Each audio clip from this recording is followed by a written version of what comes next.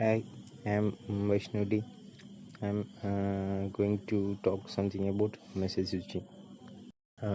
Message switching, it was the ancestor of packet switching, where messages were routed in there entirely, one node at a time. Message switching systems are nowadays mostly implemented over packet switched or circuit switched data networks. Each message is treated as a separate entity. The message switching is popularly known by the term as store and forward messaging. In this mechanism, a node, normally a computer, receives a message and store it until the appropriate route is free and then sends it along. There is no direct link between sender and receiver, so storing is done. A message is delivered to the node along one path, then routed along another to its destination.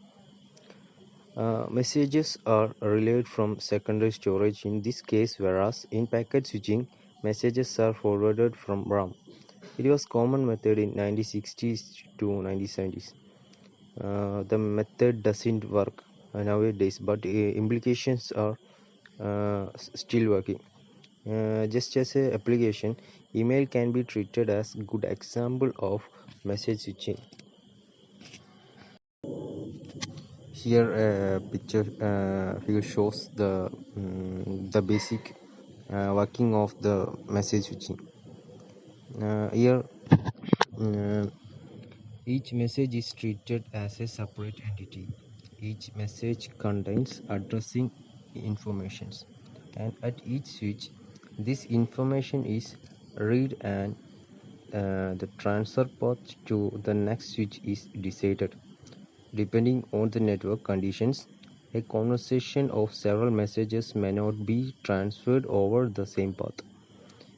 Each message is stored before being transmitted to the next switch.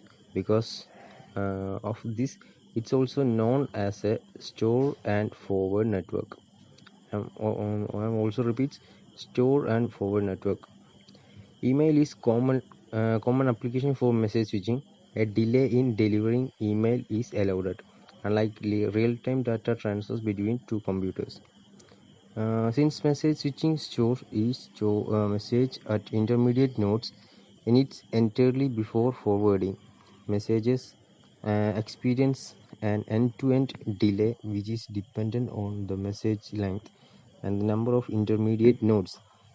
Each additional intermediate nodes introduce a delay which is at minimum the value of the minimum transmission delay into or out of the node.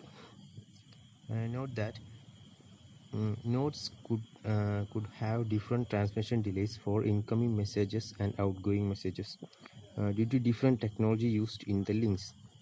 The transmission delay are in the addition to any propagation delay which will be experienced along the message path. In a message switching, sender and incoming messages is not lost when a required outgoing route is busy. It is stored in a queue with any other messages for the same route and retransmitted when the required circuit becomes free. Message switching is thus an example of queue system. Message switching is still used for telegraphic traffic and modified form of it, known as packet switching. It's used extensively for data communications. Here the figure shows the advantages of message switching system. Here the figure shows the disadvantages of message switching system.